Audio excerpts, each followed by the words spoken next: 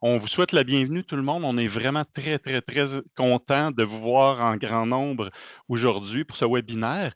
Donc, je m'appelle Christian Lachapelle, je suis coordonnateur de la Fabrique REL et je suis accompagné de mes deux collègues aujourd'hui, Marianne Dubé, conseillère pédagogique à l'Université Sherbrooke et membre de la Fabrique REL, et Nadia Villeneuve, bibliothécaire à l'Université Laval. Donc, on va animer ça aujourd'hui avec vous. Je vais y aller rondement avec le contexte de l'animation aujourd'hui, du webinaire en fait. Donc, on a lancé notre sollicitation pour l'appel à projet pour 2025. Donc, la date limite, c'est le 10 février 2025. Et on voulait vous offrir 2 webinaires. Donc, aujourd'hui, le B.A.B.A. des REL pour vraiment vous donner les grandes lignes de ce que sont les REL. Et aussi, ce mercredi, 11 décembre, de 11h à midi, l'introduction aux licences CC BY, Creative Commons. Donc, voici le contexte. Alors, je vais y aller avec quelques informations techniques pour que ça roule rondement. Donc, on vous invite vraiment à vous ajuster à votre aise, donc à jouer avec vos écrans. Il est possible de voir les participants, participantes, mettre un plein écran. Si vous voulez mettre vos caméras, les enlever, c'est vraiment à votre goût. Puis, au niveau du micro, là, tantôt, il y aurait des questions possibles. On va privilégier aussi, tout le long de la rencontre, n'hésitez pas là, à aller inscrire des questions, des commentaires dans le clavardage. On va fonctionner aussi à main levée lorsqu'il y aura les périodes de questions. Le webinaire d'aujourd'hui est enregistré. On va le rendre disponible en CC BY parce qu'il y a des gens qui ne seront pas là, qui aimeraient consulter la présentation, si vous voulez la revoir. Et on va aussi vous rendre disponible la présentation PowerPoint comme telle pour pouvoir consulter les liens et ainsi de suite. Donc, d'entrée de jeu, on aime toujours savoir à qui on s'adresse, qui sont les personnes qui s'intéressent au REL et qui sont ici aujourd'hui. Donc, on fera un petit sondage à main levée. Moi, je vais poser les questions. On a 4 questions rapides. Puis, c'est vraiment, on veut voir les grandes lignes, avoir le pouls un peu des gens qui sont là ce matin. Donc, je vais vous poser une question avec des choix de réponses de vive voix. Puis, vous pourrez lever la main. Puis mes collègues vont faire le décompte là, des réponses, en fait. Alors, d'entrée de jeu, on voulait savoir de quel ordre d'enseignement vous êtes. Alors, peut-être en levant la main, les gens qui sont du collégial. Vous pouvez lever la main à l'écran, mais aussi la main de Teams, ça va être plus facile pour nous. J'aurais dû le préciser. Ton point, il est parfaitement pertinent. Oui, non, mais c'est correct. Mais là, on est dans le numérique. Si on lève la main, ça va nous aider comme ça. Donc, du collégial, on dénombre 5 personnes. Super. Qui seraient des universités en levant la main numérique? Ah non. La main numérique. Donc, des universités. Excellent. Donc, vous êtes réactifs. On est réchauffé. On va y aller avec la deuxième question. Oui, il faut que je vous laisse le temps de délever vos mains. C'est ça, de baisser la main. De baisser la main. Un petit peu, Christian, encore, oui. on va attendre. D'accord. Alors, je désactive toutes les mains levées. C'est beau. C'est nouveau pour nous aussi de faire ça comme ça. On aime ça, c'est interactif. Maintenant, l'autre question, on voulait savoir un peu le poste occupé. Donc, d'abord, je pose la question, qui sont des personnes enseignantes?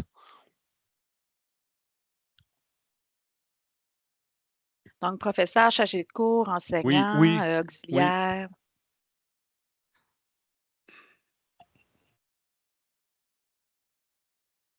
Super. Je pense que, Marianne, on a les données. Super. Donc, on peut baisser les mains. Deuxième option, qui sont professionnels, autant conseillers pédagogiques, bibliothécaires. Peut-être, donc on visait cette catégorie de professionnels. Coordonnateur de programme. Coordonnateur. Super. D'accord, donc on peut y aller avec l'autre option, peut-être qui sont autres, c'est-à-dire peut-être gestionnaires, des personnes qui seraient gestionnaires, par exemple, ou en soutien, peut-être plus du personnel technique, des personnes étudiantes. Là, si tu donnes beaucoup de choix de réponses, on va avoir Ouais. des réponses mélangées, mais c'est pas grave. OK. Ben, les autres, en fait. On voulait y aller avec une catégorie autre. Oui. OK. Je pense que ça y est. Super. Oui. Maintenant, avant-dernière question, votre niveau de confort avec les REL. Donc, on aimerait ça savoir qui sont vraiment leurs premiers pas. C'est nouveau, là.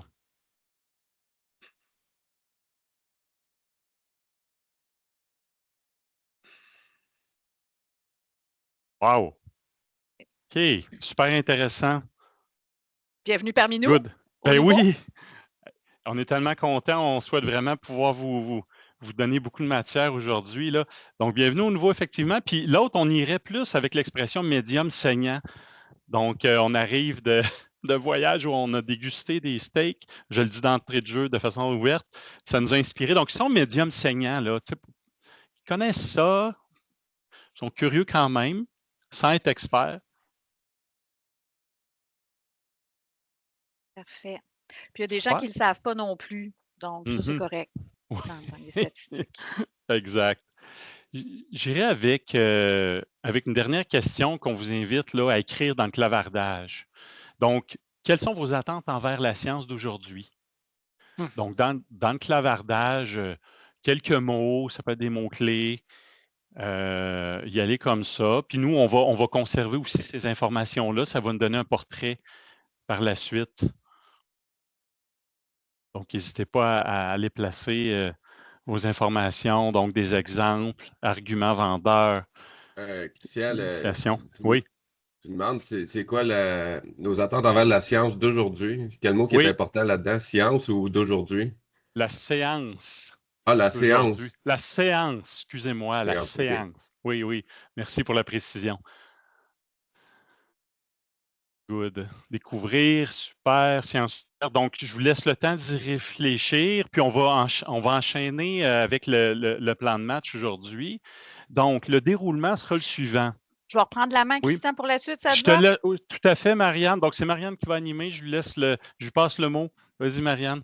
Merci. Alors, j'ai bien pris connaissance, puis continuez d'écrire aussi dans le clavardage, en fait, vos attentes pour aujourd'hui. Nécessairement, nous, on a 1 heure ensemble, mais l'objectif était de prendre maximum 25 minutes pour mettre la table, le b.a.-ba des REL, donc comprendre le quoi et le pourquoi des REL. Toujours dans l'optique de la sollicitation, plusieurs d'entre vous êtes intéressés à soumettre un projet pour obtenir du financement pour créer une ou adapter une REL. Donc, l'idée, c'est de laisser du temps à la fin pour répondre à vos questions, puis des précisions aussi supplémentaires. On reste aussi disponible par la suite, n'hésitez pas. Donc, nécessairement, bon, c'est quoi? On va commencer très simple, hein? Quoi, pourquoi, comment, puis du temps de discussion. Donc, je vais faire aussi des petites pauses entre chacune de ces segments-là pour respirer, puis aussi vous entendre si vous avez des questions à chaud. Sinon, n'hésitez pas à utiliser le clavardage. Nadia, ma collègue, et Christian sont là pour répondre, puis on va avoir du temps d'échange aussi par la suite. Alors, les REL, c'est quoi? Ça se prononce REL. Donc, ça le dit, hein, ressources éducatives libres. Donc, c'est une ressource, tout type de ressources, en vidéo, images, musique, manuel, outils d'évaluation, scénario d'apprentissage, cas d'application, un plan de cours, un PowerPoint, un document Word. Là, je vais dans les formats médiatiques, mais c'est tout type de ressources qui est utilisé dans un contexte avec une fonction éducative, donc enseignement-apprentissage à visée pédagogique, qui est assortie d'une licence libre ou d'une licence ouverte. Donc, qui permet nécessairement à un tiers utilisateur d'adapter ou de modifier cette ressource-là à son besoin à lui. Donc, on voit une chaîne ici de partage de ressources qui permet d'être modifiée et adaptée en tout respect de la loi sur le droit d'auteur. Donc, ça, c'est pas banal. En fait, vous voyez ici, je vous ai mis des exemples de licences.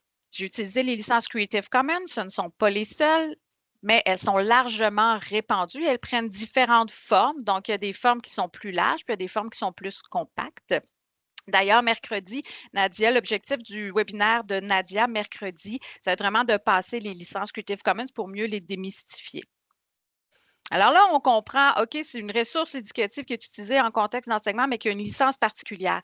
Sachez qu'en l'absence d'une licence, c'est le copyright qui s'applique par défaut. Donc, on peut penser, oh non, moi, je partage déjà mes ressources, c'est des REL, mais si on ne met pas la licence qui permet la modification par un tiers utilisateur, en fait, c'est copyright. Je vous donne quelques exemples alors, de types de ressources différentes. Alors ici, on a un exemple de scénario d'apprentissage dans lequel on a un cahier de l'enseignant, puis vous voyez, on voit vraiment la licence ici, puis on explique les conditions de la licence.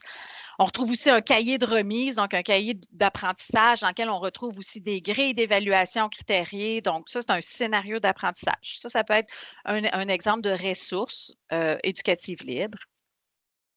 Des notes de cours. Donc, ici, on a encore une fois la licence qui est ici, puis une note de cours avec du contenu qui est vraiment ciblé à un segment d'une activité pédagogique et qui ne fait pas l'éloge entière d'une discipline, donc des notes de cours utilisées dans le cadre d'un cours.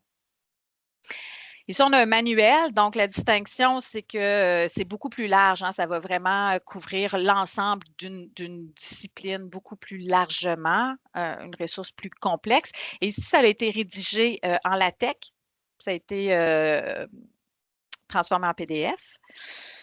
Un autre manuel, mais ici, qui a été rédigé avec Pressbooks, donc c'est une coquille HTML qui permet l'édition de contenu textuel dans lequel on peut facilement intégrer du multimédia. Donc ici, on voit, on a du contenu textuel. Puis là, je n'ai pas mis la licence, mais c'est CC BY SA ou NCSA.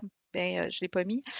Donc, je vais mettre de l'avant le multimédia. Il y a aussi, on peut mettre des tableaux, on peut organiser du texte, on peut rajouter des vidéos YouTube, on peut mettre du H5P aussi, c'est une coquille HTML qui permet de faire des quiz, des vidéos interactifs, des images cliquables, et j'en passe. Et ça, pour votre information, Pressbooks, si vous avez un projet de manuel, puis vous n'êtes pas certain du format médiatique, via l'appel de la Fabrique REL, vous pourriez avoir accès à une instance Pressbooks pour votre projet. Donc, ça, c'est une particularité, c'est un avantage de la sollicitation avec la Fabrique REL. Alors là, vous avez vu des exemples, puis ça peut être aussi tout simplement un document Word, ça peut être, ça peut prendre vraiment différents formats. Maintenant, par rapport à une caractéristique très fondamentale des REL qui est de permettre à un prochain utilisateur d'en faire une version dérivée ou adaptée. Donc, je vous montre ici un exemple. Donc, 2017, Cégep Marie-Victorin avait fait une ressource qui s'adresse aux personnes étudiantes. Donc, c'est au niveau de l'intégrité intellectuelle. Donc, est-ce que j'ai réutilisé un ancien travail? Est-ce que j'ai utilisé une image pour laquelle j'ai des droits ou pas? Est-ce que je source? Est-ce que je fais du copier-coller? Donc, les questions à se poser. Et là, on le voit un peu mal parce que le logo de la licence n'a pas été utilisé, mais on voit bien CC BY NCSA. Donc, ce sont quand même les conditions de la licence. Donc, mes collègues à l'Université de Sherbrooke l'ont repris en 2020. Ils ont trouvé que c'était super intéressant, puis elles travaillaient sur l'intégrité intellectuelle, mais vous avez vu, hein, elles ont modifié. Donc, on retrouve encore le 1, 2, 3, 4, 5, mais elles ont adapté avec le vocabulaire de notre règlement des études et elles ont mis ici le logo de la licence. Et bon, c'est flou, mais on voit très bien ici qu'elles citent la REL initiale du Cégep Marie-Victorin. Donc, ça fait un lien vers la REL initiale. Elles n'ont pas eu à demander la permission. C'est ça la beauté de la chose, c'est que la licence permet d'emblée cette liberté-là. Elle offre cette permission-là. De cette infographie-là est découlée donc celle du Collège Champlain qui l'ont traduit en anglais parce que c'est un cégep anglophone. Il y a eu aussi au niveau à l'UQAC, ils l'ont repris, mais ils l'ont adapté à un contexte différent. Mon mémoire est-il prêt à être remis? Puis ça a été adapté. Puis on regarde au niveau d'une faculté, il y a une conseillère pédagogique ici à la FASAP, Faculté des sciences d'activité, des sports et de l'activité physique. Donc, elle a fait un Geniali. On retrouve encore les 5 thématiques, les 5 questions à se poser, dans lesquelles il y a même des règlements facultaires. Alors ça, c'est intéressant. On voit vraiment comment une ressource peut être déclinée et adaptée en fonction d'un besoin pédagogique précis. Donc, c'est ça l'idée derrière une REL. Et ça, en fait, c'est ce que je sais. Mais ça voyage encore plus. Donc, on ne sait pas toujours jusqu'où ça va. Mais je voulais faire quand même une illustration de comment une REL peut voyager. Je m'excuse, Marianne, il y aurait une question. Oui, j'ai vu ça. Alors, on y va. Denis, on vous entend mal. Avez-vous ouvert votre micro?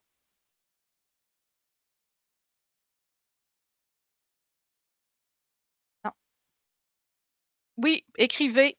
Prenez votre temps. Puis moi, j'arrive ici à la fin de la section c'est quoi une REL? Donc, je ne sais pas s'il y a d'autres personnes qui aimeraient avoir des clarifications.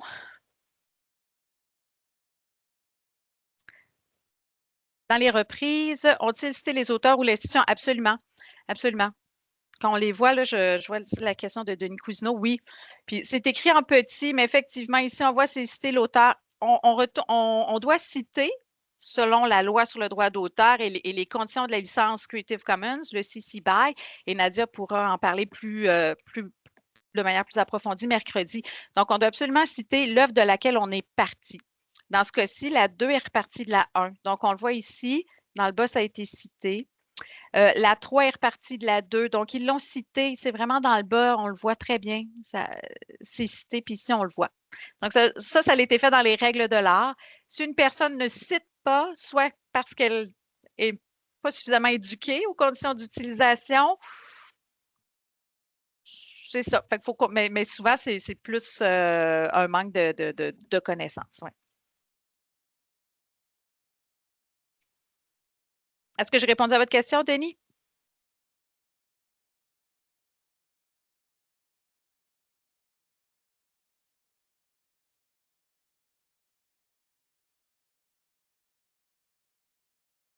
Pendant ce temps-là, j'en profite pour déposer dans le clavardage mon support de présentation. J'aurais dû vous le donner d'emblée. Je veux savoir qui est cité, les auteurs ou le cégep. Mais ça dépend. C'est la personne qui détient les droits. Donc, dans le cas de Cégep Marie-Victorin, c'est cité Cégep Marie-Victorin. Donc, il n'y a pas une personne. C'est le cégep. Puis ça dépend toujours de la loi sur le droit d'auteur ou si on possède ou pas les propriétés intellectuelles. Pour aller voir, j'ai mis le support de présentation dans le clavardage, donc n'hésitez pas à y aller. Vous pouvez cliquer aussi pour aller voir ces ressources-là. N'hésitez pas à mettre des notes en bas de page. Là. Mon PowerPoint est lui-même une REL. Gwenaëlle, allez-y. Je ne vous entends pas. On entend.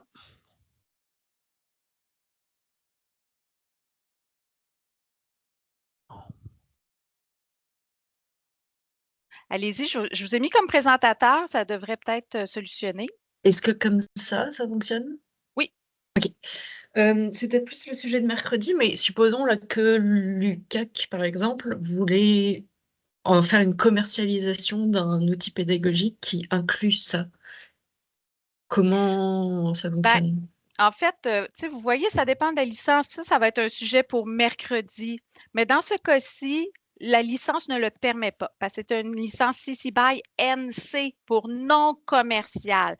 Donc, pour en faire une utilisation commerciale, il faut demander la permission au détenteur des droits. Donc, là, il faut passer par une permission. Ce n'est pas quelque chose qui d'emblée est offert. Donc, ça dépend toujours de la licence qui est choisie et les conditions d'utilisation qui sont rattachées à la licence. Donc, je vais juste dire rapidement qu'il y a eu des difficultés pour accéder aux documents, Marianne, mais Nadia est en train de régler la situation. Donc, elle va le refaire un dépôt dans les prochaines minutes. Là, juste ça pour les personnes participantes. Donc, oui. On va le redéposer. Ouais. Parfait. Puis après la rencontre, vous recevrez, je vous l'enverrai aussi par courriel. Donc, oui. Je relisais mon propre contenu. Émilie, donc, dans le clavardage, une dernière question, puis ensuite, on va enchaîner. Si je développe une REL de façon indépendante, sans investissement de la fabrique, puis je vais ensuite réutiliser mon propre... Ah, bien absolument. En fait, il faut savoir qu'avec une licence Creative Commons, vous gardez l'ensemble de votre propriété intellectuelle, vos droits moraux, droits commerciaux, ça, vous le conservez de votre œuvre à vous. Puis même la fabrique REL, elle prend aucune... elle ne garde aucune propriété sur votre contenu. Elle vous donne de l'argent pour que vous conservez vos droits, tout simplement, puis vous permettez à d'autres personnes d'en bénéficier au niveau, toujours en respect de la licence même que vous allez choisir parmi les licences qui sont ouvertes. Pas une licence fermée, mais une licence qui sont ouvertes. Merci. De rien.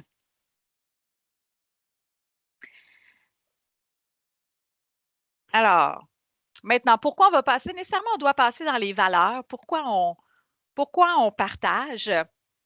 Il y a des grands principes qui sont en appui. Puis là, j'aime bien l'animation, le GIF animé de de Mme Paley, qui est new-yorkaise, qu'elle est plus dans la culture libre. Elle, c'est une artiste graphique.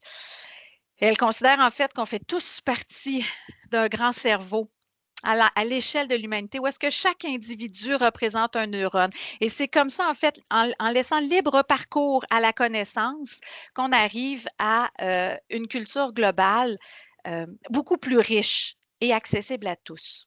Alors, c'est la connaissance comme un bien commun. On facilite l'accès grandement en ayant le moins de contraintes d'accès possible. Tout ce qui est inclusion, EDI, accès à la réussite. Et là, ça peut être interprété à différents niveaux, ne serait-ce que de donner accès à un format médiatique qui permet d'être modifiable, sur lequel l'étudiant peut agrandir la police, la diminuer, changer les contrastes, prendre des notes. Par exemple, le PowerPoint que je vous ai donné, je vous le donne en PowerPoint, je ne vous le donne pas en PDF, pour faciliter, en fait, la réutilisation, si vous voulez le réutiliser, la prise de notes. Donc, c'est plus simple comme ça. Un autre grand principe en appui des REL, donc la production et la consommation responsable. Et là, on peut faire des liens avec les objectifs de développement durable de l'ONU. Par exemple, c'est l'objectif 10.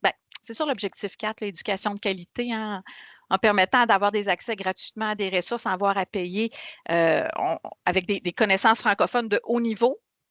Oui, pour nous, mais aussi pour la francophonie. Donc, on augmente l'accès à une éducation de qualité.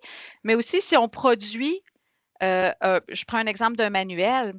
Si on demande à un étudiant d'acheter un manuel à 100 $, puis on en utilise seulement 6 des 10 chapitres, est-ce vraiment un achat responsable? Est-ce une consommation responsable des savoirs? Et finalement, la participation et la collaboration, quand on fait des REL de qualité, on remarque, et la littérature aussi le démontre, qu'il y a une pertinence au niveau du contenu, donc les experts de contenu, les personnes enseignantes, mais aussi des experts au niveau de la pédagogie, donc les conseillers pédagogiques, au niveau du droit d'auteur, du référencement, du dépôt, de la recherche de composantes existantes, ça c'est les bibliothécaires, et aussi, pourquoi pas s'adjoindre d'une personne étudiante dans l'équipe, puisqu'au final, c'est l'utilisateur. Donc, de s'adjoindre d'une équipe interprofessionnelle nous assure une qualité encore plus grande d'une ressource. Je vais juste faire une petite illustration, puis je vais prendre ma calculette. Là, je vous l'ai dit d'ailleurs, consommation responsable. Ça, c'est une prof ici à Sherbrooke, là, département de mathématiques. En 2019, on a fait un premier projet de REL, puis là, elle a compris que, mon Dieu, je fais acheter un manuel dans lequel elle utilisait très peu de chapitres. Donc, c'est quand même, mettons, 100 $. Et je prends une calculette pour ça, c'est un chiffron, c'est presque gênant. Je dirais, dans son cours, en fait, en ce moment, là, il y a 54 étudiants, fois 54. Mais c'est 5 400 $ pour une session. Ça se donne 3 sessions son cours. Puis en fait, il y a même une fois où est-ce qu'il y a une double cohorte. Donc, on est à 21 600 $ d'économie étudiant pour un manuel dans un cours, dans un établissement. C'est pas banal. C'est pas banal, surtout qu'elle utilisait que quelques chapitres. Alors là, elle a fait une recherche. Elle s'est dit, moi, je veux changer. Je veux faciliter l'accès aux ressources. Donc, elle a trouvé un manuel libre. Il était en anglais. Ça, c'est Rice University, je pense. OpenStax, c'est le dépôt de Rice University au Texas. Donc, elle l'a trouvé. CCBY NCSA, elle s'est dit, parfait. Alors, je repars de ce manuel-là. Pouf! Elle l'a adapté, traduit nécessairement. Et c'est devenu une nouvelle œuvre en français qui est complètement représentatif de sa posture pédagogique. Donc, au lieu de sauter du chapitre 8 au 4, au 1, tu sais, des fois, comme on butine à l'intérieur d'une même ressource pour arriver à nos fins pédagogiques, là, elle a vraiment une ressource qui lui permet d'être très calquée sur sa pédagogie. Puis au final, c'est les étudiants qui sont les grands gagnants. Elle a pu rajouter aussi ses jeux de données, ses exercices, tout y est à l'intérieur. Donc, ça fait une ressource qui est très complète, qui est gratuite, qui est adaptable. Alors, avant de passer dans le comment, questions, commentaires, réactions? Merci Philippe. Ted? Petite question, c'est déjà du matériel qu'on a fait papier, puis c'est juste qu'on veut le mettre plus dans un format numérique, est-ce qu'on serait éligible aussi? Absolument. Absolument. Ensuite, il faut voir, c'est sûr que puis Christian pourra en reparler à la fin, dans le cas de la sollicitation de la Fabriquerel pour obtenir des fonds, il y a des catégories, hein, soit notes de cours, soit manuel. Donc, ce sont des formats principalement textuels. Ça, différentes raisons ont guidé ces choix-là.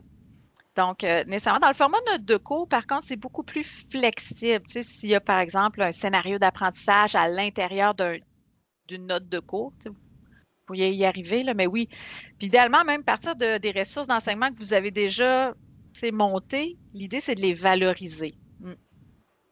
Puis ma seconde question, en appui à la première, dans ce dit document-là, il y a beaucoup de liens externes vers des sites web qui, je n'ai pas nécessairement les droits. Est-ce que ça pourrait quand même s'inclure? Ça, c'est une excellente question. Puis même, Ted, je vous invite à venir mercredi pour continuer à explorer sur les licences, mais pointer vers une ressource externe est tout à fait conforme au respect de la loi sur le droit d'auteur.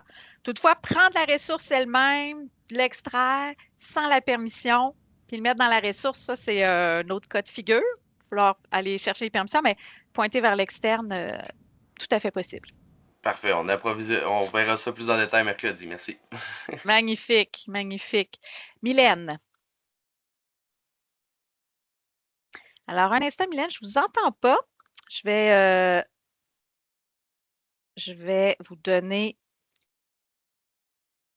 Pouvez-vous réessayer?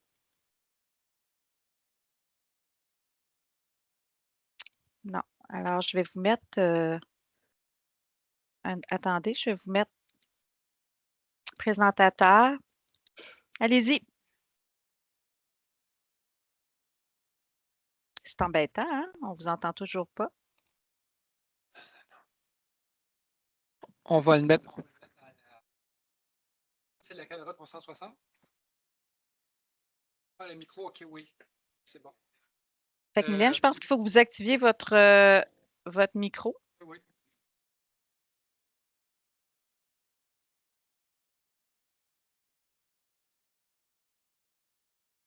Peut-être par clavardage?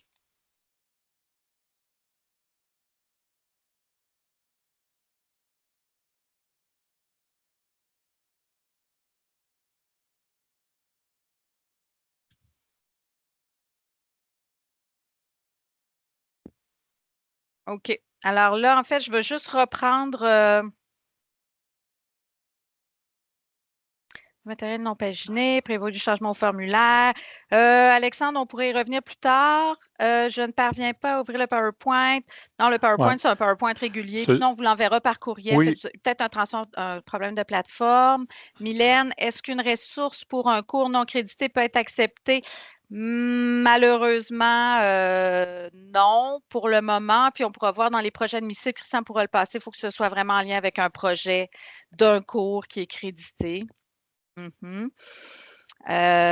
on pourra peut-être voir la particularité de votre projet. À la fin, on aura du temps pour en discuter. Claude Potvin, le nombre de pages est demandé. Bon, Claude répond. Parfait. Marianne, je veux juste préciser, question technique, parce qu'il y a encore des gens.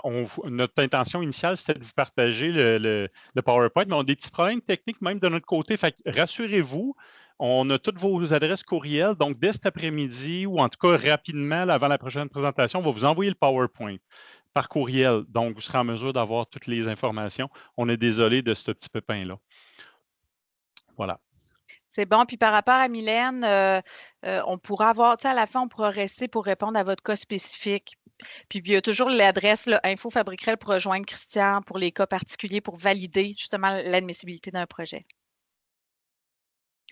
Parfait. Bon. Rapidement, dernière section. Donc, pour créer des REL, comment on crée? Puis je vous ai parlé un peu de notre optique à la Fabriquerel pour assurer une qualité d'un projet, avoir une approche interprofessionnelle, donc, et aussi une méthode de design pédagogique ou d'ingénierie pédagogique qui assure une qualité. Donc, on s'est doté à la Fabriquerel d'un parcours de création de REL en 6 étapes. Donc, identifier le besoin pédagogique, recherche de REL existantes. Est-ce qu'on peut partir de l'existant? Ensuite, au niveau de la conception, on part maintenant en conception de l'idée, l'amélioration. Tu sais, il y a toujours une situation initiale, puis pour arriver à son objectif, quelles sont les étapes de conception, le développement, Validation, donc on revalide au niveau du contenu, au niveau des licences, au niveau de l'expérience utilisateur.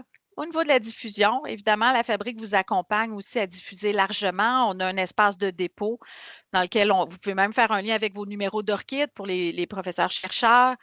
Donc, tout ça, on vous accompagne. Là, c'est une image fixe, mais si vous allez voir sur la trousse, chacun des sous-points mène à un document, donc une ressource. Je vous en montre quelques-uns, par exemple, pour la recherche des REL. Donc, vous avez ici des banques, ça pour valider ça, c'est la première page, mais vous voyez, en fait, on accompagne vraiment, il y a des ressources qui sont utilisables tout au long de votre projet. Et là, je fais juste rétro-pédaler. Et là, vous voyez, pour binôme, ce qu'on entend en termes de binôme, donc c'est un duo de conseiller pédagogique et bibliothécaire. Donc, c'est le duo de professionnels qu'on souhaite qu'il soit mis à disposition pour accompagner un projet. Donc, c'est chaque porteur de projet doit identifier idéalement un binôme dans son propre établissement. Certains établissements n'ont pas la chance de recevoir l'appui de professionnels, bibliothécaires et conseillers pédagogiques. C'est pas grave, vous êtes recevable quand même, seulement le mentionner là, dans votre formulaire de projet. Mais ce n'est pas un critère de refus de projet. Donc, il y a aussi une trousse, il y a une trousse miroir pour personnes enseignantes avec des ressources qui s'adressent plus principalement aux personnes enseignantes. Et ça, juste vous dire, ce sont des portes d'entrée, hein, ces 6 étapes-là. Si vous êtes déjà bien avancé, peut-être que vous voulez juste repartir du besoin, être sûr que vous identifiez votre besoin, puis là, foup, OK, vous repassez au développement ou vous repassez à la validation. Tu sais, il y a des boucles récursives, principalement entre conception, développement, validation, mais voyez-le comme des portes d'entrée. Ça peut être utilisé dans le cadre d'un projet de Fabrique réelle ou pour tout autre projet de réel ou tout autre projet de ressources pédagogiques aussi. Donc, il y a une belle valeur à ce niveau-là dans les documents. Tous les documents sont sous licence CC BY, donc vous pouvez même faire votre propre trousse si vous voulez. Et pour terminer, un petit mot sur les licences, mais je ne veux pas brûler le sujet de Nadia mercredi, mais nécessairement quand on parle de REL, on parle de licence et c'est un spectre. Hein? Et là, vous le voyez, on parle du copyright qui représente la culture de la permission. Puis c'est pas mauvais, là, c'est une option de partage. Donc, il faut voir ça vraiment comme un éventail d'options de partage, donc du copyright au Creative Commons dans lequel on choisit est-ce que je veux que les prochaines personnes fassent des usages commerciaux, oui ou non? Donc, vous avez des choix à faire. Et finalement, jusqu'au domaine public qui est très, très ouvert. Donc, il y a vraiment un spectre dans lequel se positionner. Ici, je mets de l'avant les 6 licences Creative Commons. Et en fait, dans le bas, vous voyez, il y a 4 mentions ces 4 mentions-là, une fois réparties, arrivent à les 6 licences en tant que telles.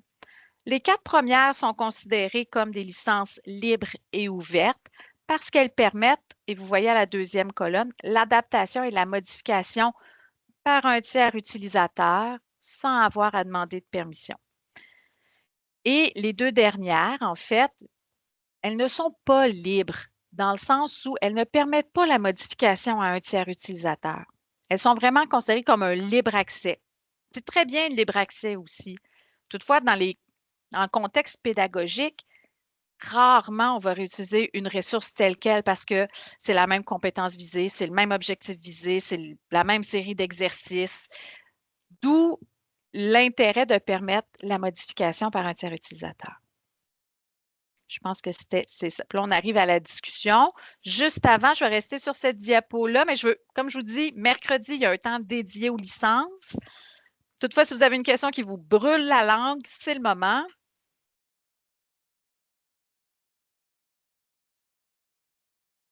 Donc, s'il y a des questions à main levée, en fait, vous pouvez lever la main, puis via le micro, on va pouvoir prendre vos questions.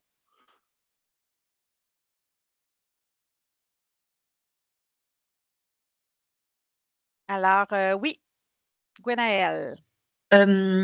Donc là, par rapport à tous ces types de licences, dans le cadre de la Fabrique REL, ou en tout cas d'une ressource éducative libre, les 2 en rouge ne sont ne sont pas des ressources éducatives libres, j'ai bien compris? Vous avez très bien compris, ce sont des ressources en libre accès.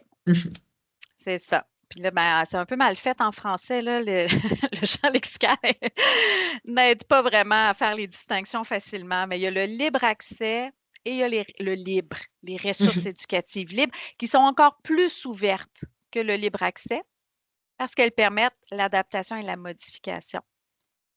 Compris. Merci.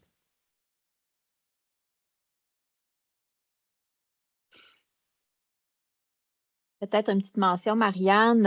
On a, avec notre collègue Claude Potvin, on a essayé de répondre aussi dans le clavardage à certaines questions. Si des fois on vous a échappé, n'hésitez pas soit à nous réécrire ou encore à lever la main. C'est ça, absolument, parce que là, ben, je suis contente. 11h35, ça nous laisse un bon 25 minutes pour la section discussion. Et je vais passer le micro à Claude qui, dans le fond, va juste faire à Christian, pardon, qui va faire quelques rappels en lien avec la sollicitation, l'appel à projet de la Fabriquerelle, l'admissibilité des projets. Si vous avez des questions, ça va être le bon moment aussi, là. Oui, exact. Merci, Marianne. En fait, comme on le dit, c'est dans le contexte de la sollicitation 2025. Donc, on a mis toute la documentation au lien à l'écran. Nadia l'a partagé. Donc, il y a le guide dans lequel on vous détaille tous les critères, les informations. Et il y a aussi le formulaire pour pouvoir compléter, soumettre en fait un projet. Je disais le 10 février 2025 à midi, donc la date limite. On vise 2 catégories, donc des notes de cours pour un maximum de financement demandé de 10 000 et un manuel 15 000. Dans le guide, on fait une distinction. Vous irez voir, là, on met un peu l'ampleur. Qu'est-ce qu'on veut dire par note de cours et manuel? Voilà.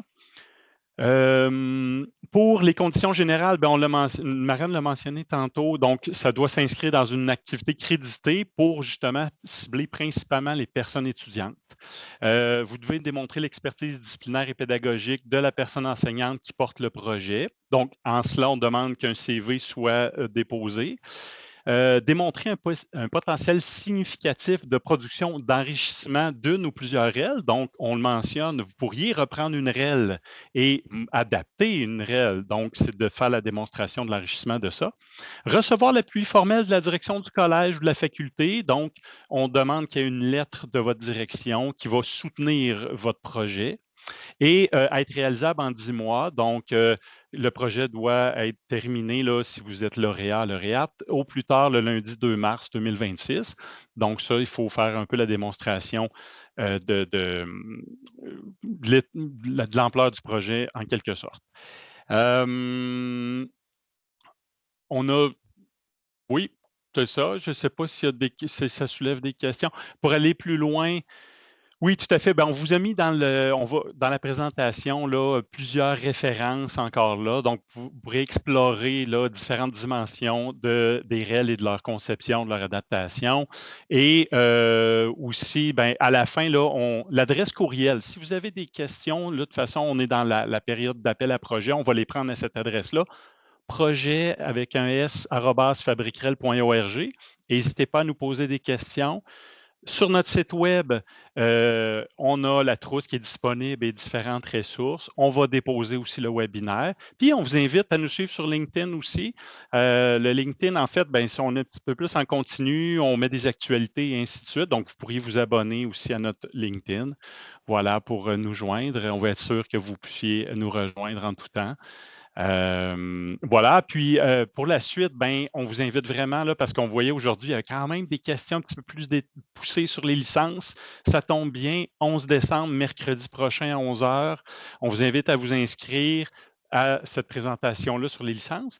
Puis, il y avait aussi des questions, je voyais, ou des questionnements sur comment je peux monter mon projet, ainsi de suite. Bien, on a une séance d'information le 21 janvier, justement sur l'heure du dîner, pour vous aider à répondre à des questions un petit peu plus techniques, pragmatiques, en lien avec le dépôt du projet comme tel. Voilà. Donc, ça résume... Marianne, je peux peut-être te repasser la parole peut-être en conclusion, s'il y a des questions ou des choses qu'on voudrait rajouter. Oui, j'ai arrêté le partage, donc ça va. On revient en famille.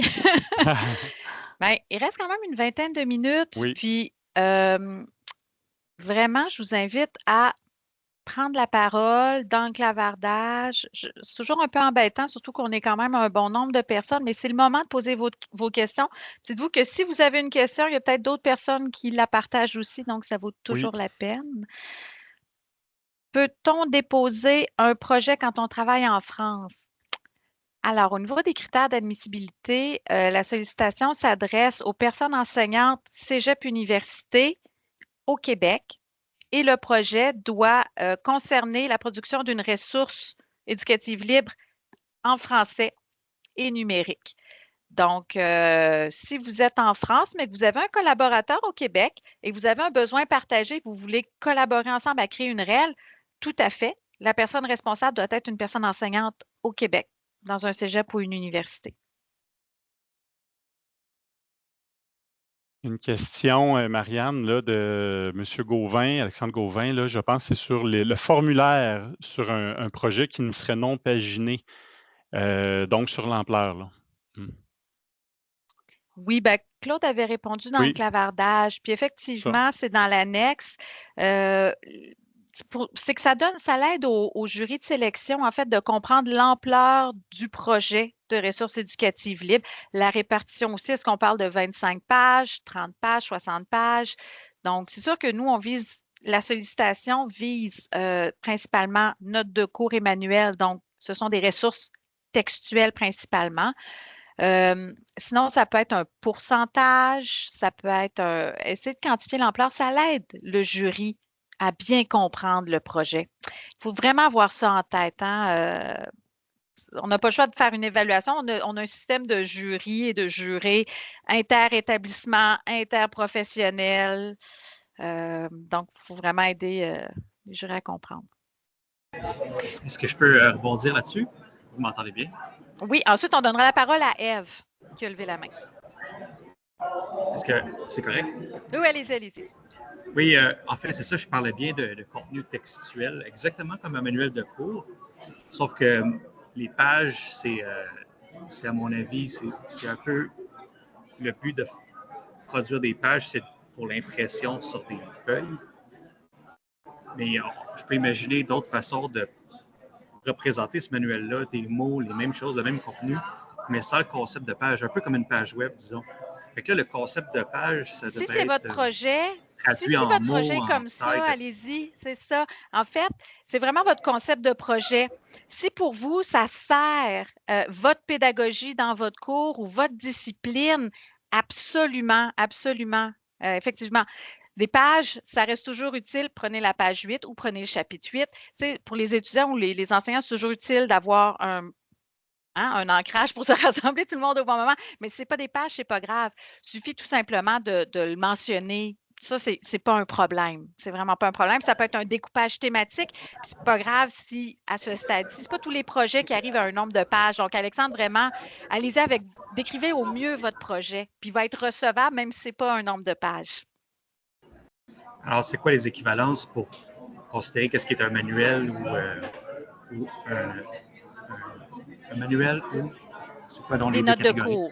Des notes de cours. Des notes de cours ou manuels, puis quand on identifie le nombre de pages pour donner quand c'est pas un nombre de pages, qu'est-ce qu'on identifie à la place?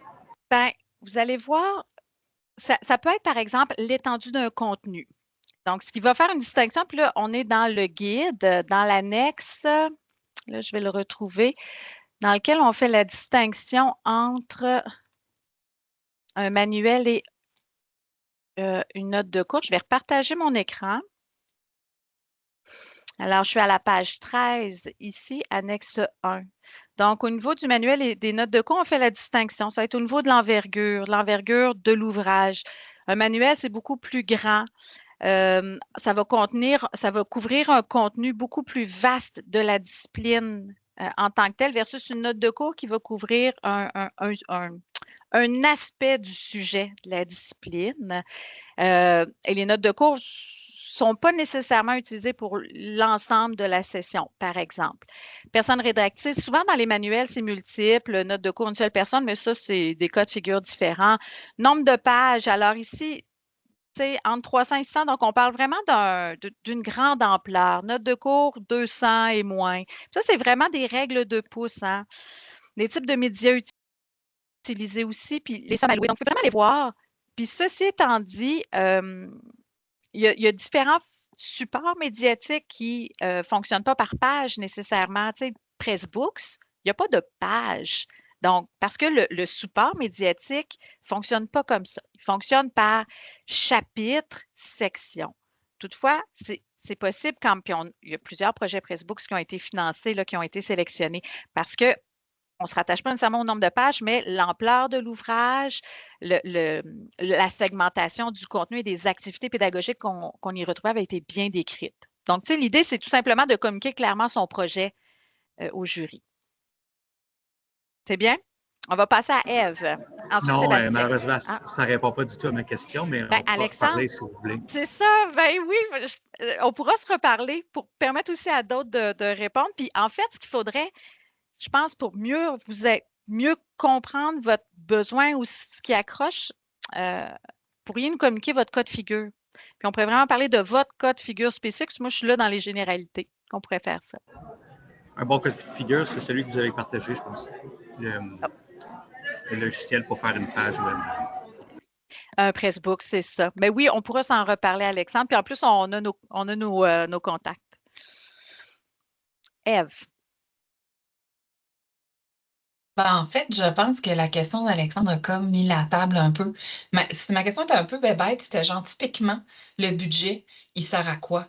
Tu sais, je comprends que chaque projet est différent. Je comprends qu'on peut traduire une règle qui existe déjà. Ça, c'est quand même un bon exemple, c'est assez concret. Mais pour, par exemple, parce que moi, évidemment, moi, je suis bibliothécaire, fait que quand je vais en parler avec les profs, ce que je veux savoir, c'est que ceux qui ont déjà leur note de cours de fait, c'est quoi l'avantage? C'est le fait qu'ils peuvent comme intégrer des dessins. Mais là, évidemment, il faut comme justifier que pédagogiquement, les dessins soient, je vous donne un exemple un peu bidon, mais c'est ça l'idée, là, c'est qu'il faut vraiment, je comprends qu'il faut comme justifier que pédagogiquement, il y a comme quelque chose à faire avec ça ou le mettre en ligne, ou en tout cas, c'était ça ma question. Au niveau de typiquement, le budget, il sert à quoi? Absolument. Puis, on a décrit à la page 8 les dépenses admissibles les plus courantes. Donc, ça va être soit un dégagement de tâches, payer un professionnel pour effectuer la tâche ou un coordonnateur de projet ou une personne étudiante de cycle supérieur pour soit revisiter le contenu parce que ce qu'on remarque, c'est qu'il y a une différence entre j'utilise le matériel dans ma classe à moi, mais là, OK, là, je le partage à l'ensemble du monde. Donc, tu sais, OK, je vais le réviser. Est-ce que les objectifs pédagogiques sont clairs? Est-ce que l'alignement est correct? Comment je peux le peaufiner? Des fois, avoir plusieurs ressources sur différents supports, juste le ramener dans un seul média, ça demande du temps, ça demande de l'énergie. Des fois, on a besoin de techniciens en médiatisation. Ah, une réviseur linguistique, pourquoi pas? Ça aussi. Ah, une graphiste, OK, pourquoi pas? Donc, on va faire une intégration de je ne sais pas trop quoi. Donc, tout ça, ça sert à bonifier, en fait, la ressource. C'est assez large, là. On a eu quelques cas de figure où est-ce qu'il y avait des dépenses non admissibles, mais ça sert surtout à ça. Des fois, il y a des personnes enseignantes qui ont pris carrément l'ensemble du budget pour un dégagement de tâches, pour qu'elles-mêmes puissent le faire elles-mêmes. Donc, ça dépend vraiment des disponibilités. Ouais. C'est super. Merci beaucoup. Vous avez bien répondu. Merci. De rien. On va avec Sébastien, ensuite Mylène.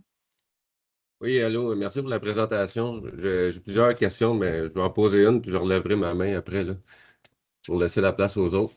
Je voulais savoir si, moi, au début, j'ai aucune idée c'était quoi un REL. Fait que merci pour la présentation, mais je suis toujours pas sûr si ça peut représenter la même chose que suivre un cours, mettons, pour qu'un étudiant tombe là-dessus.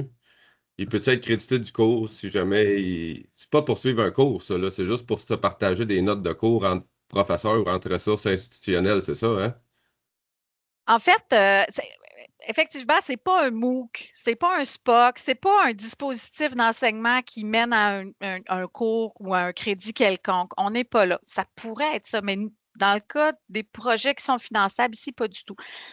Vous l'avez dit. En fait, c'est une ressource, ça pourrait être un manuel. Fait que, en fait, l'idée, c'est de mutualiser. Par exemple, combien il y a de cours de philo 1 au cégep? Hein? Ça en fait pas mal. Hein? On se dit, s'il y a un prof qui dit, bon, ben moi, là, je suis arrivé à maîtriser l'art, puis je trouve que ça pourrait aider d'autres. Donc, un budget pour finalement le ficeler puis le diffuser largement. Fait que l'idée, en fait, c'est de mutualiser les ressources que les enseignants utilisent dans leurs cours, puis les rendre à disposition des autres personnes enseignantes et même plus largement au niveau de la francophonie. OK, parfait, merci. Plaisir. Donc, on va y aller avec Mylène. Après, on va faire un petit tour dans le clavardage, si ça bouge. Je vais faire un test. Est-ce que mon micro fonctionne? Oui. Parfaitement. Oui, bon, super.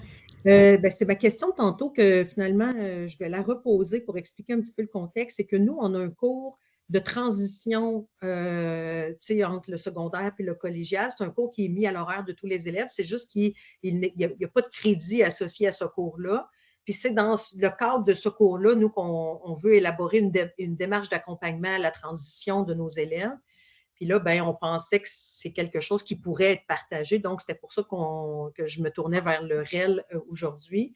Mais là, je comprends que compte tenu du fait que ce cours-là, il est associé avec les activités d'aide à la réussite, mais qu'il n'y a pas de crédit, bien, le REL, ça ne me sert à rien d'aller plus loin dans cette démarche-là, même si c'est un cours à l'horaire des élèves.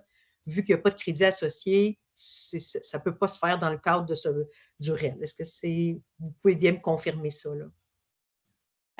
Oui, puis si je repartage encore au niveau des conditions générales, ça doit vraiment être à l'intérieur d'une activité créditée pour recevoir le financement prévu par la Fabrique REL, effectivement. Oui.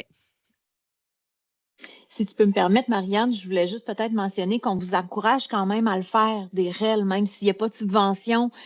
Allez-y, foncez, faites des tests. Ça n'empêche pas que tous les outils qui sont disponibles sur la Fabrique sont ouverts, sont libres. Vous pouvez vous en inspirer, vous pouvez les utiliser. Ils sont là pour ça.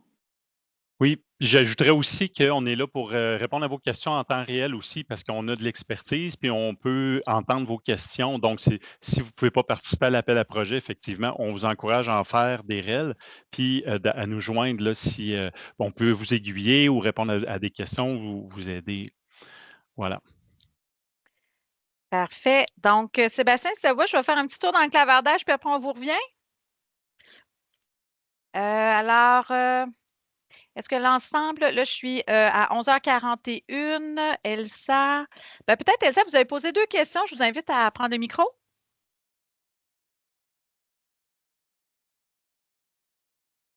Bon, alors, bonjour tout le monde, merci pour la présentation. Je prends la parole rapidement parce que je suis dans un espace où je ne dois pas faire trop de bruit. Ma question, enfin mes 2 questions, c'est est-ce que, c'est une question qui a été posée aussi précédemment, est-ce qu'il faut absolument que ce soit comme un PDF ou on pourrait imaginer comme une page web? Si c'est une page web, est-ce que ça veut dire qu'il faudrait que l'entièreté du contenu de la page web puisse être comme retranscrit sur un PDF à disposition pour que tout se retrouve à la même place et tout soit téléchargeable pour la REL? C'est ma question 1. Et ma deuxième question, c'était dans quelle mesure est-ce que le REL peut aussi présenter non pas seulement les contenus de savoir, donc ça veut dire les concepts théoriques ou autres, mais aussi les modalités pédagogiques qui sont mises en œuvre, par exemple les consignes qui sont données aux étudiants, les exemples de traces de travaux d'étudiants, etc. Merci, Elsa. Je vais répondre à rebours. Donc, votre deuxième question. Dans le mot REL, il y a le E pour éducatif. Donc, effectivement, avoir des traces pédagogiques comme l'objectif, les consignes, les activités, ça a une belle valeur. D'avoir les artefacts des anciens étudiants qui l'ont fait, attention, leurs propriétés intellectuelles leur appartiennent. Donc, il faut qu'ils acceptent eux aussi de diffuser leur production de l'esprit sous une licence libre ou ouverte. Ensuite, mais rien n'empêche, on parle de co-création, hein, rien n'empêche d'inviter les étudiants à venir co-créer avec une équipe d'experts de contenu. On est dans une approche interprofessionnelle, donc ça peut être très intéressant.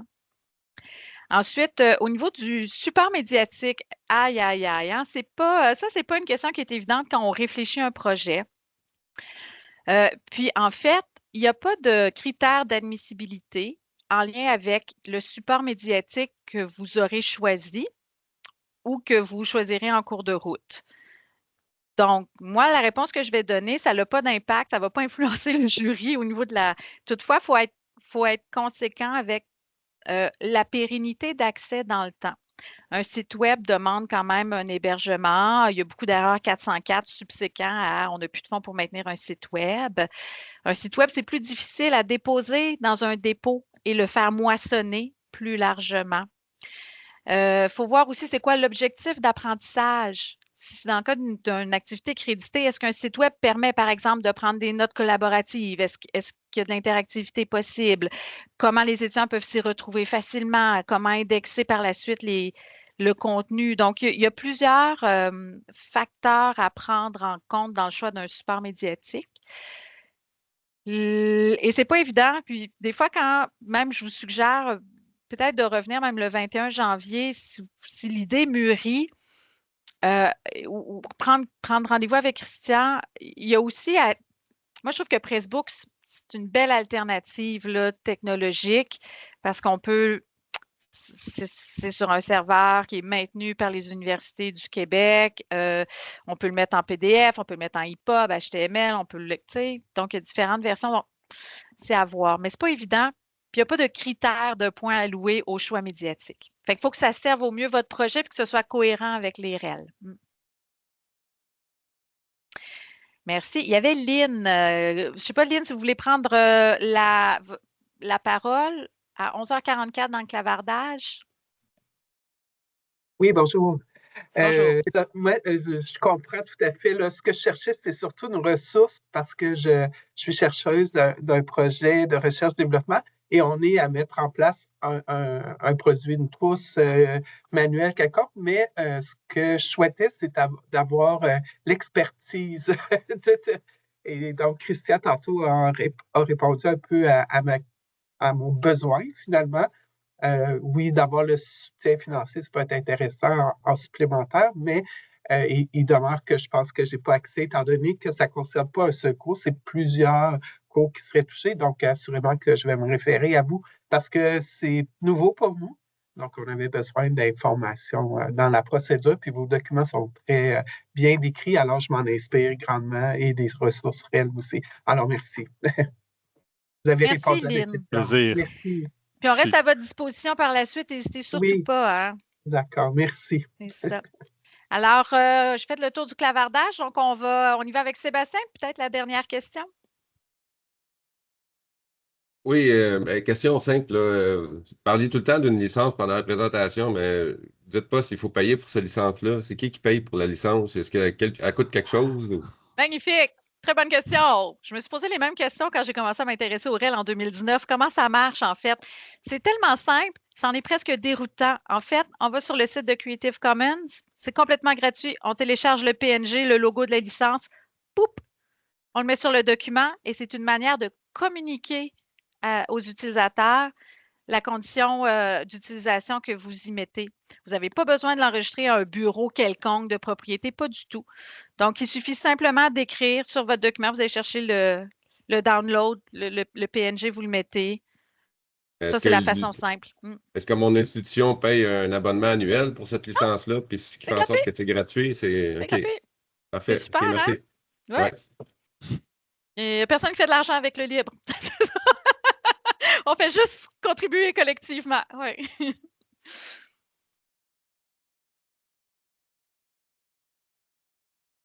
Donc, on arrive à 11h58. Christian, est-ce que je te laisse clore? On vous remercie beaucoup pour vos questions. Il y a eu des questions dans le clavardage. On souhaite qu'on a bien répondu. Je répète qu'on a l'adresse courriel. Donc, n'hésitez pas à nous écrire. Il n'y a pas de mauvaises et de bonnes questions. Nous autres, on est vraiment là pour vous aider là-dedans. Puis, si on n'a pas la réponse, on va essayer de la trouver. On va vous aiguiller. Ça, c'est une première chose. Deuxième chose, on va vous faire parvenir. Là, on va juste s'entendre une question technique. Là, on va repartager cette présentation-là aujourd'hui. On va vous écrire là-dessus et aussi là, le document de présentation si jamais il y en a qui n'ont pas pu le télécharger. Donc, rapidement. Puis, sincèrement, si ça a ouvert des questionnements pour les licences, on vous invite vraiment à vous présenter mercredi matin à 11h. Si vous ne pouvez pas y assister, on va enregistrer aussi cette présentation-là. Donc, ça va vraiment donner là, un ensemble d'informations pour vous aider à réfléchir. Est-ce que je dépose un projet ou bien si je veux en faire un moi-même puis qu'on fait appel aux outils de la fabrique et on nous contacte. Donc, si ça peut amener cette conclusion-là, on vous remercie beaucoup pour votre participation. Voilà. Merci beaucoup à Marianne aussi d'avoir présenté ça là, de main de maître et à Nadia aussi d'avoir aidé et Claude Potvin qui fait partie aussi de la fabrique, donc d'avoir appuyé. Là, on travaille en équipe, là, donc voilà, on est tous là pour vous. Merci. Alors, n'hésitez pas pour toute question, écrivez-nous info@commercialfabriquerel.org. Oui, mais il y a info puis il y a projet là, pour l'appel à projet, là, projet @fabriquerel, les deux fonctionnent. Donc voilà. Merci beaucoup. Merci tout le Bonne monde. journée. Bonne Merci. journée. Au revoir. Au revoir.